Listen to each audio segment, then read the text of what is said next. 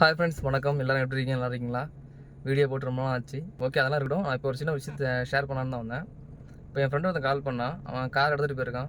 அந்த கார் எடுத்துகிட்டு போகும்போது பெட்ரோல் போட பல்கில் போய்ட்டு ரொம்ப கன்ஃபியூஷன் ஆயிருக்கான். என்னன்னா, எந்த பக்கம் இருக்குது பெட்ரோல் போட நாப்பு எந்த பக்கம் இருக்குன்னு சொல்லி ரொம்ப கன்ஃபியூஷன் ஆகிட்டான்.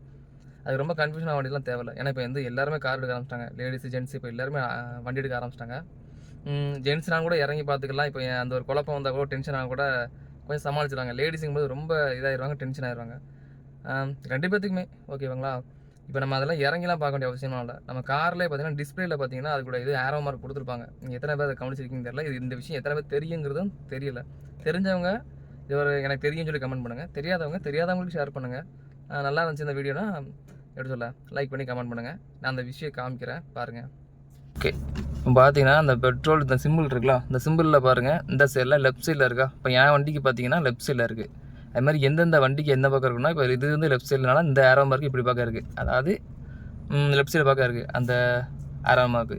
அதே ரைட் சைடு இருக்குன்னா, அந்த ஆரோ மார்க் அப்படியே இந்த பக்கமாக ரைட் சைடு பக்கம் இருக்கும்.